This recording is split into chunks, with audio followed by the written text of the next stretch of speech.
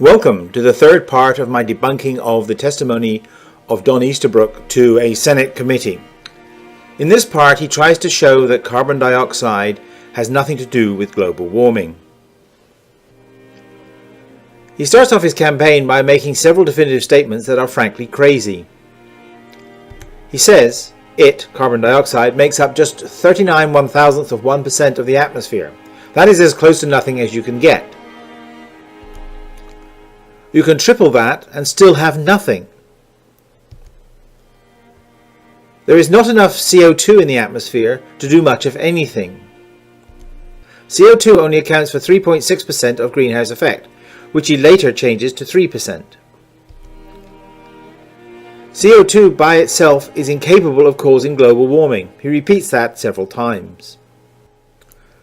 Let me show you why the percent of the atmosphere that's carbon dioxide does not matter. Let's start with the volume of gas that is completely transparent to the light that we're discussing, infrared. Say we put 100 photons of infrared light into this volume of gas. As it's transparent, we'll get 100 photons out the far end. Now let's repeat that experiment with a gas that absorbs infrared like carbon dioxide. So here's exactly the same volume of gas that is now carbon dioxide. So we put 100 infrared photons in one end and say we only get 50 photons out the other end. Now note, in both these cases, the amount of gas in the atmosphere is 100%. So in the first case we have 100% of the gas that is transparent, it makes no difference. And in the second case, we have 100% of an absorbing gas like carbon dioxide, and that absorbs about half of the radiation as it passes through. So now let's mix the two. So you have exactly the same number of molecules of the first and second case, but now combined.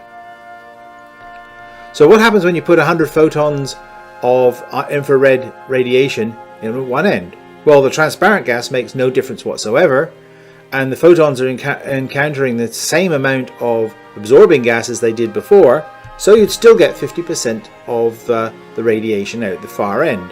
But now the percentage of the atmosphere that is carbon dioxide is only 50%, not 100%, yet you're getting the same effect. So let's do another experiment. Let's double the amount of the transparent gas.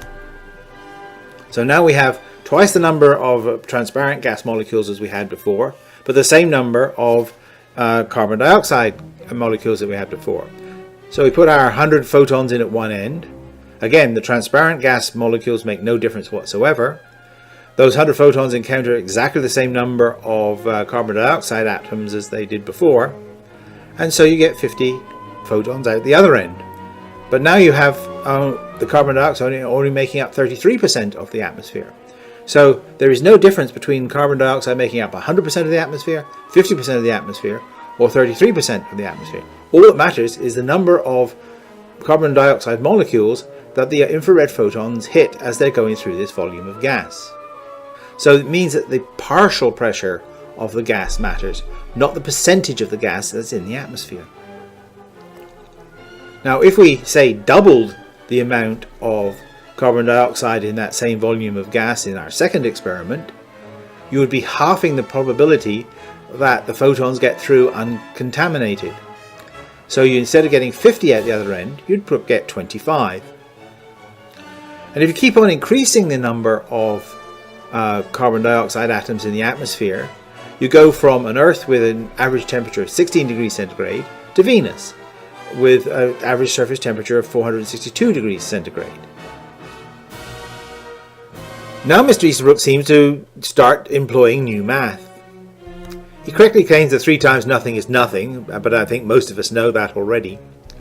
However, 390 parts per million is not nothing. It's a finite quantity. No finite quantity equals 0. If you triple that finite quantity, you still don't get 0. You get another finite quantity. He keeps on claiming that this is about as close to 0 as you can get. So 390 parts per million is not as close to 0 as you can get. You could have 390 parts per billion, or 1 part per billion, or 1 part per trillion. And that's a lot closer to 0 than 390 parts per million. So that's just a piece of mathematical nonsense and theatre. Then he says, since 1950, the increase in carbon dioxide is only 0.81 Now remember, we're not dealing with percentage of the atmosphere, we're dealing with percentage of carbon dioxide. So what's the increase in the percentage of carbon dioxide since the 1950s? In 1950, the concentration was 310 parts per million. Is now 300. In 2013, it's 390 parts per million. So you take 310 from 390 and divide it by 310. That's a 26% increase. And that increase since 1800, since the beginning of the Industrial Revolution, is nearly 50%. So he's just fiddling the numbers to try to make his case rather than actually showing the truth. As far as the greenhouse gases having no significant effect on the planet's temperature, if we didn't have them, we would be living on an ice planet. The average temperature of the Earth is about 16 degrees centigrade. Let's compare that with the Moon that doesn't have an atmosphere but is at the same distance from the Sun, and the average temperature there is minus 16 degrees centigrade. So the presence of our atmosphere is making a difference of 32 degrees centigrade. The temperature change between an ice age and an interglacial like we are in now is between 4 and 8 degrees centigrade. While humans have existed, we've never been in territory where the temperature is 4 degrees centigrade warmer than the current interglacial.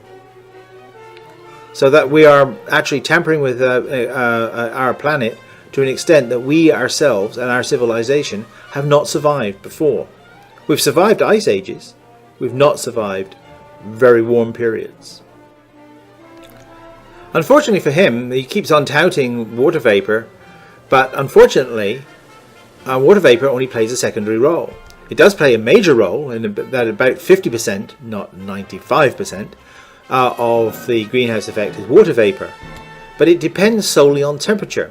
So in effect what it does is it magnifies any changes in the temperature caused by other effects. There's also the effect of clouds, which also could be argued to be water vapor, but even combined they only make up 75% of the greenhouse effect, and the other 25% is mostly carbon dioxide. So his figures are way out. Now, this is only the greenhouse effect. One should talk about clouds a little bit more because they actually have a negative effect as well. They warm by keeping heat in, but they also reflect away sunlight, keeping heat out, i.e. they increase the Earth's albedo. And the net effect of the two is actually very small. In fact, a lot of people cannot decide whether it's a net positive, i.e. warming effect, or a net cooling effect. He then makes this big deal about how water vapor in the air is decreasing and that this invalidates all the climate models. There is less water vapor in the atmosphere since 1947, he says, and then shows this plot, which indeed shows, for at least for the upper two plots, that the water vapor in the atmosphere is dropping. Those are at high altitudes, by the way. That's respectively 9 and 3 kilometers. But at the bottom you should see the surface, and basically it's hard to tell a trend up or down in that particular data. But there is a slight problem with this plot, and it's hard to see, so I've blown it up. It's this bit here. It says atmospheric relative humidity at 100 millibars. That's the surface. Now, relative humidity is the amount of water in the air compared to the amount of water that would saturate that air. Now, as temperature goes up, the amount of water taken to saturate the air increases. So therefore, without anything else changing, as temperature goes up, you would expect the relative humidity to drop. And that's what you're seeing. So effectively, he's showing by this plot that global warming is occurring. So relative humidity is irrelevant. What we really need is absolute or specific humidity, which is the mass of water in the air for a given volume of air. He should have shown this plot, and again I've chosen a plot that would have been available to him for his presentation, so by not showing it he's just being purely negligent, and this shows a distinct trend in the amount of water in the atmosphere over the last 40 years. So atmospheric water vapor is increasing, and so his criticism of the models is improper.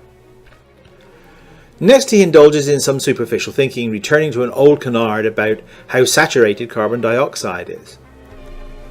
He says, the CO2 in the atmosphere right now is mostly saturated. The maximum increase in temperature from adding more CO2 is about 0.1 degrees centigrade. This is basic physics, he avers. Really? Let's take a look at some basic physics. Here's the absorption bands in the infrared part of the spectrum that is important to cooling our planet. And indeed you can see that in carbon dioxide 3 of the bands are saturated, but not all of the bands. So his argument, if true, would work for carbon dioxide, at least for some of it. But by the same argument, you see that water vapor is saturated in the atmosphere. So according to him, water vapor makes no difference either. The problem is that this argument only is true at the surface of the Earth. As you go higher, this argument breaks down. Let's take a look at the battle between water vapor and carbon dioxide. Water vapor seems to win at low altitudes. Carbon dioxide wins at high altitudes. First of all, the higher the temperature, the higher the humidity. At the average temperature of the Earth, the atmosphere can hold at about most 2% by mass of the air being water vapor. But if you go down to freezing point, the air can hold only about a quarter of that water vapor, but it still has the same amount of carbon dioxide. And if you go down to very low temperatures, you can go to levels of water vapor that are equivalent to those of carbon dioxide. Also, the higher you go in altitude, the lower the temperature. So as you go up, the amount of water vapor in the atmosphere drops. The influence of water vapor in the atmosphere declines with altitude. So above 2 to 4 kilometers, its effect is almost zero. As you go higher, though, carbon dioxide becomes less and less saturated with altitude until you get to a pressure of 160 millibars. And then you can see in this plot that the carbon dioxide line is not saturated. So the increase of altitude shows an increasing influence of carbon dioxide and other greenhouse gases that are not frozen out. Let me show how it really works. It's not the lower levels of the atmosphere where the water vapor and the carbon dioxide are saturated. It's the upper levels. It's the level at which the infrared photons, the heat from the Earth, can escape into space and cool the Earth. The longer these photons stay in the Earth's atmosphere, and the higher they have to go in order to escape, the warmer the Earth will get. Let's illustrate that. An IR photon travels about 70 meters before hitting a carbon dioxide molecule at the surface. That's called its mean free path. But as it goes higher, that mean free path gets longer and longer. Eventually, it will become infinite, i.e. it will escape into deep space, cooling the Earth. But because when it encounters a carbon dioxide molecule or any other greenhouse gas molecule, it gets bounced around. It can be scattered forward, sideways, or back down again. So, to try to escape the atmosphere, an infrared photon may well describe a path rather like the one shown here, where it bounces around, it goes up, down, but sideways all the time. Eventually, it will pass the altitude where water vapor is frozen out. That's 2 to 4 kilometers. And so the effect above here will be primarily the greenhouse gases, and then primarily of those, carbon dioxide.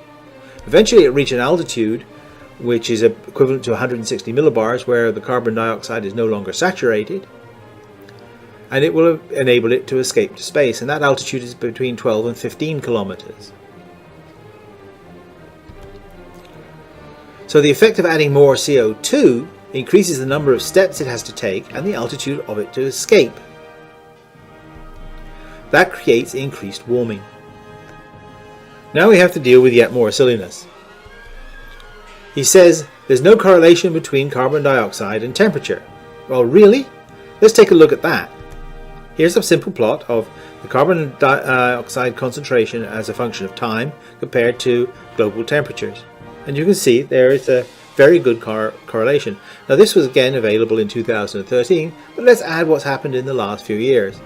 From this time we've gone above 400 parts per million of carbon dioxide, and I've added crudely what has happened to global temperatures in the meantime. And you can see the correlation continues. CO2 is the result of global warming, not the cause. He claims as temperatures go up, carbon dioxide increases as more is given up by the oceans. This data is available to him.